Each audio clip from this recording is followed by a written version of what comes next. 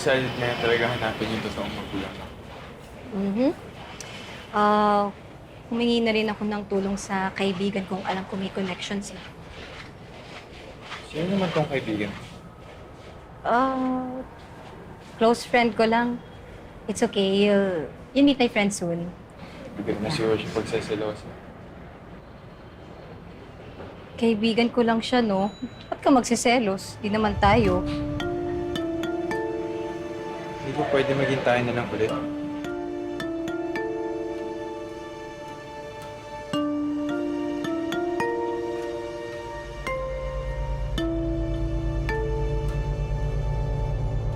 I mean, hanggang ngayon ba, hindi pa din ako napapatawad? Wesley, napatawad naman kita eh. But I'm just not ready for a relationship right now. Tsaka, gusto ko muna gawin yung goal ko eh.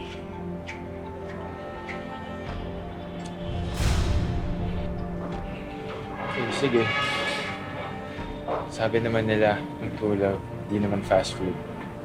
Dapat willing to wait. Fast food? Basta, enjoy na lang natin yung friendship natin ngayon, ha? Okay?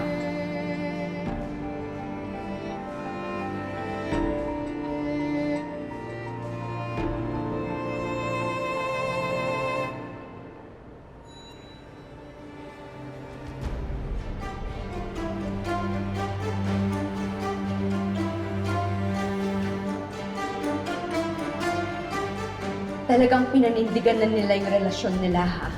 Parang walang nangyari. Samantalang ako, hindi na bumalik sa normal yung buhay ko. Buisit ka, Bel. I swear, gagantihan kita. Hindi ako matatahimik hanggat hindi ko nakukuha yung revenge ko.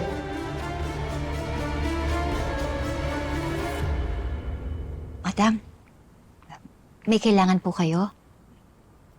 As you can see, hindi pa rin mabuti ang kalagayan ko. Meron kasing isang lugar na kailangan kong i-ocular. Hindi ko pa kakayanin. Kaya naisip ko, ikaw na lang ipadala ko. Saan po? Medyo malayo, pero alam ko na familiar ka sa lugar na yon. Sa Santa Ines. Kaya ikaw ang karapat-dapat na ipadala ko. Tsaka alam ko naman na kampante ka sa makakasama mo. Ho? At sino po?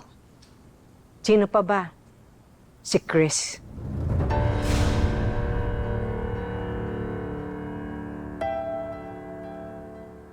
Oh, bakit natahimik ka? Madam, nananadya ho ba talaga kayo? Nananadya? Professional lang ako. At kung talagang wala nang namamagitan sa inyong dalawa ni Chris, hindi ka mag-aalinlangan. Madam, pasensya na po pero hindi ko po kayo mapagbibigyan. Hindi ko po gagawin yung inuutos ninyo sa akin.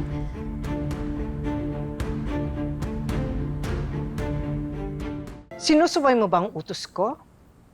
Ganun ba, Rosel? Madam, pasensya na po. Gagawin ko naman pong lahat eh. Wag lang po ito. Kahit ano po gagawin ko. Bakit? Dahil hanggang ngayon, affected ka pa rin kay Chris? Hindi po yun.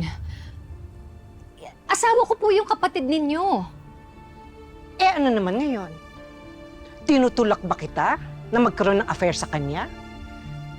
O yun ang gusto mo? Madam, grabe naman po kayo. Nagsiselos na po kasi si Darius kay Chris. Ayoko na po siyang saktan. Problema niyo ng mag-asawa yan. Labas na ang negosyo ko dyan. I'm sorry po talaga pero hindi ko po talaga magagawa yung inuutos ninyo sa akin. Pasensya na po talaga. Sige. Kung ayaw mo, iba na lang papadala ko. Si Tyrone. Tama. Si Tyrone. Total, close naman silang dalawa. Para silang mag-ama.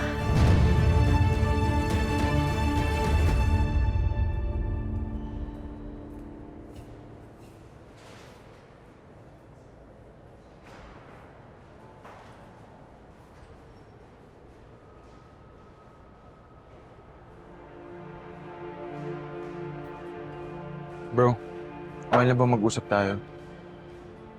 Tungkol saan? Tungkol sa nangyari. Hindi ako pumunta dito para makipag-away. Nandito ako para humingi ng sorry. I was out of line, bro. Hindi rin kita dapat sinugod agad. Okay na. Pero hindi pa tapos kay Belle. Mahalaga kasi sa kanya yung pagkakaibigan ninyo. Kaya ako nandito. Anong ibig mong sabihin? Gusto ko kasi sana makapag-usap kayo ni Belle. Para makapagpaliwanag siya sa'yo. Magkaayos kayo. Nai-miss ka na nun. At ramdam ko yun.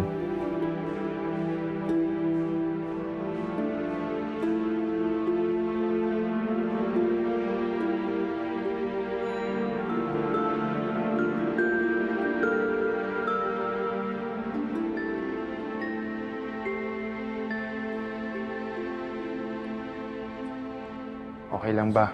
I-set ko yung meetup nyo.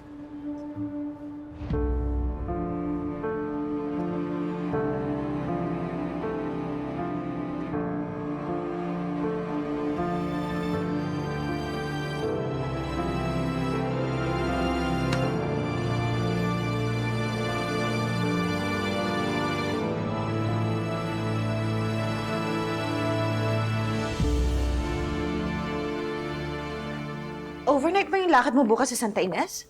Di naman. Balikan lang yun actually. Mag-ocular lang naman kami ni Madam Jacinta para makita namin yung garden house. Madam Jacinta na naman. Baka mamaya may gusto na pala sa'yo yung Madam Jacinta, ha? Oh, yan ka na naman. Business is business. What if... Mama ako. Why not? Para makita mo yung pride and joy ko. Really? Hmm, Sige. Ayusin ko na yung schedule ko and then I'll join you. okay. Oh, alis na ako. Okay. Bye. Ingat.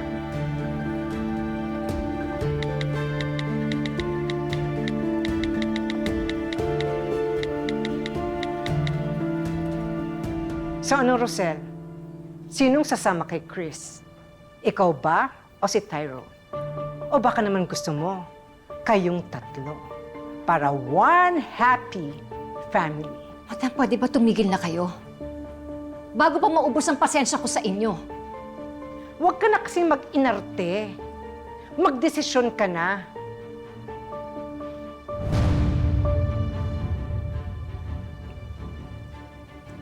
Sige na ho. Ako na pong sasama. Pero isa lang pong pakiusap ko sa inyo. Tantanan niyo na po si Tyrone. Huwag niyo na po siya idamay dito. Nananahimik na ang buhay ng anak ko. At kung talaga nagmamalasakit kayo sa kanya, gagawin ninyo ang pakiusap ko sa inyo.